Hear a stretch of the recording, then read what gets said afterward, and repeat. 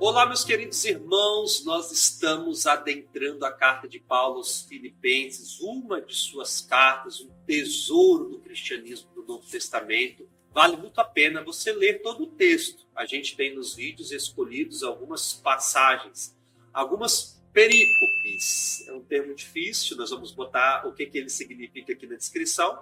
É um relato, um curto relato daquele capítulo, né? Significa perícope, é uma linguagem da Sagrada Escritura, da exegese bíblica. E é bom também a gente conhecer estes termos, nos ajuda a compreender melhor a Bíblia, a palavra de Deus, que não caiu do céu, assim, do jeito que a gente a conhece hoje. Ela foi sendo desenvolvida ao longo dos tempos, dos anos, por um autor com as suas características para um determinado povo. Por isso é sempre bom a gente ler a palavra de Deus à luz da fé, evidente, mas tendo presente também o contexto, quem escreve, para quem é escrito acima de tudo. Porque se a gente entende um pouco disso, a palavra de Deus vai se tornando mais clara em nossos corações. E a gente não quer fazer apenas um estudo bíblico aqui nesses vídeos semanais, mas nós queremos também aprofundar a nossa fé, viver uma espiritualidade à luz da palavra de Deus. Antes de a gente introduzir o segundo capítulo da carta aos Filipenses, essa carta extraordinária de um Paulo apaixonado pelo seu Deus e que se encontra preso, mas que ainda assim está preocupado com a sua comunidade, que o anúncio do evangelho se espalhe, queria que você se inscrevesse no nosso canal, porque isso nos ajuda muito a evangelizar. Espalhe este vídeo. Você está falando, está evangelizando? Olha, toda quarta-feira o Padre Patrick está fazendo um estudo bíblico. E já que é um estudo bíblico, tome a sua Bíblia. Se você ainda não tem a Bíblia, Deus está te vendo aí neste momento. Hoje mesmo você vai providenciar a sua, amanhã você vai comprar a sua Bíblia e você vai começar a riscar a sua Bíblia. Não é pecado riscar a Bíblia. Pegue o seu caderninho também, que será o seu diário espiritual, e aí você vai escrever aquelas coisas que Deus for suscitando em seu coração. Capítulo 2, com a sua Bíblia na mão, vamos ler a partir do versículo 1. Portanto, pelo conforto que há em Cristo, pela consolação que há no amor, pela comunhão do Espírito, por toda ternura e compaixão. Forte essa palavra. Ternura e compaixão. Por toda ternura, por toda compaixão. O mesmo amor, uma só alma, num só pensamento. Nada fazendo por competição ou vanglória, mas com humildade, julgando cada um os outros superior a si mesmo, nem cuidando cada um só do que é seu, mas também do que é dos outros. Tendes e vós os mesmos sentimentos de Cristo Jesus. Cristo Jesus, para Paulo, era o maior modelo. A teologia de Paulo é uma teologia da cruz. Quando ele escreve as suas cartas, ele tem presente no seu coração o Cristo crucificado. Porque naquela hora da cruz, o Senhor manifesta ao mundo todo o seu amor, toda a sua ternura, toda a sua compaixão. E ao se lembrar daquela cruz que o salvou, que o redimiu, daquela luz que um dia o atingiu no caminho de Damasco, Paulo convida os seus, a sua comunidade, a agir igual, a ter os mesmos sentimentos de Cristo Jesus, sermos tomados de compaixão, que significa a palavra paixão. Eu estou apaixonado por fulano. Paixão significa, na tradução literal para a nossa língua, sofrimento.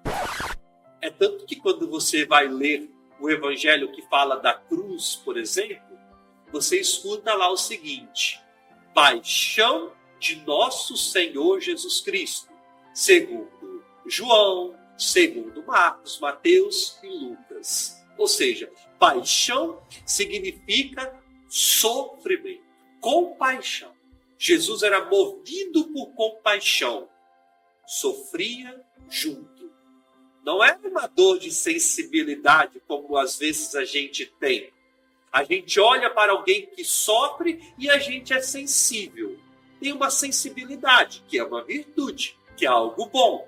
Ou tenho dó, tenho pena. Quem tem compaixão para com o outro, sofre junto, igual.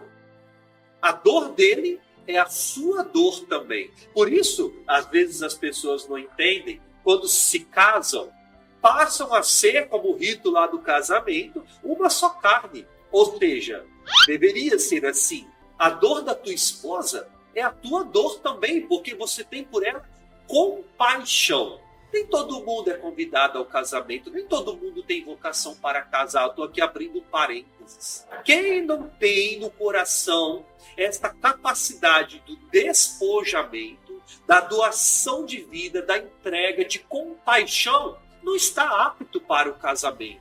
Se você é uma pessoa extremamente egoísta, voltada somente para si, é você em primeiro lugar, você não está apto nunca para o casamento. O que São Paulo nos faz lembrar? Tendes em vós os mesmos sentimentos de Cristo Jesus. Ele era movido por compaixão. Ele era movido por ternura. Ele era movido por uma força que brotava ali da cruz e que nos atingia. Atingiu Paulo e fez com que ele se tornasse um homem compassivo, um homem terno, um homem carinhoso.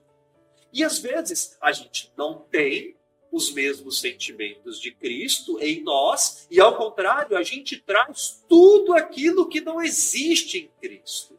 A gente traz o egoísmo, a maldade, o rancor, o ódio, tantas coisas, e a gente não se parece em nada com o Senhor. Quando Paulo faz a comunidade de Filipos se lembrar, olha, vocês precisam ter em vós os mesmos sentimentos que havia no coração de Jesus. Claro que não é igual.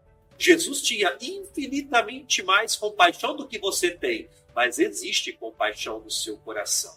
Imagine neste momento uma tampinha de água, de refrigerante. Imagine aí, uma tampinha de refrigerante, daquelas garrafa de vidro, e uma caixa de água de 1.000 litros. A tampinha aqui, a caixa de água aqui. A tampinha está transbordando. Se você colocar mais uma gotinha na tampinha, ela derrama. E agora você vai imaginar a caixa de água de 1.000 litros, transbordando também. Se você colocar mais uma gotinha, vai derramar. A caixa de água é Deus. A tampinha é você. Deus, ele está tomado de compaixão. Ele transborda. Você deveria estar, essa tampinha pequenininha, transbordando. Acontece que muitas vezes estamos secos. Acontece que muitas vezes estamos pela metade. E a metade não é bom também. Você precisa transbordar de compaixão. Tendes em vós os mesmos sentimentos de Cristo Jesus. A partir de então, do versículo 6 deste segundo capítulo, Paulo vai fazer o hino da kenosis de Cristo. Outra palavra introduzida, né? Neste vídeo já falamos da perícope, agora kenosis. Significa kenosis, esvaziamento.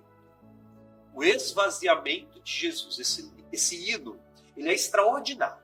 Acompanhe junto comigo, versículo 6.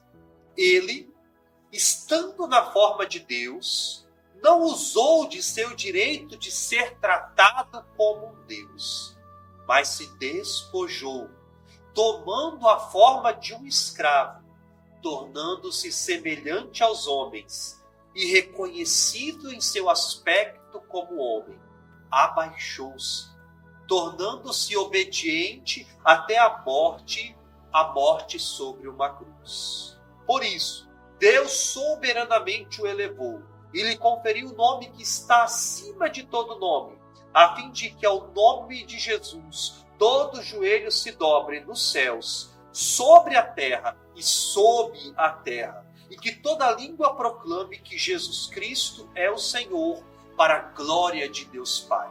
Olha a dinâmica deste hino, o esvaziamento. Ele não se apegou à sua condição de ser igual a Deus, mas ele assumiu a condição de um homem, de um escravo, fazendo-se a nós em tudo semelhante, exceto no pecado, e foi obediente até a morte de cruz. Por isso Deus o elevou o seu nome. Eu falei, né, o esvaziamento. Ele era Deus, mas foi se esvaziando, se tornando homem, escravo, até a cruz. A teologia de Paulo sempre vai passar pela cruz, enquanto que tantas vezes nós nos enchemos de orgulho, de prepotência, nos colocamos neste pedestal. Quando Paulo escreve esse hino que é nórdico, do esvaziamento, com certeza ele se lembra dele mesmo, do orgulho que tantas vezes o tomava, que existia no seu coração, até o ponto do seu esvaziamento, daquela queda que ele experimentou. Nós precisamos também nos esvaziar daquilo que nos faz mal, do orgulho, da prepotência que existe dentro de nós. Cristo fez isso, foi obediente até a morte de cruz. E pela obediência do Senhor, ele foi elevado. Deus conferiu a ele o nome mais sublime, a fim de que ao nome de Jesus se dobre todo o joelho. Precisamos fazer a nossa kenosis, o nosso esvaziamento. Você não é tudo isso que você acha que você é. Você não é tão forte como você pensa que é. Você não é tão sábio como você pensa que é. Comece a se esvaziar. Comece a perceber a sua pequenez. Porque quanto mais pequeno você for, mais você conseguirá se aproximar do teu Deus. Que Deus abençoe sua vida. Olá, meus queridos amigos, gostou da mensagem deste vídeo? Foi feito com muito carinho para você.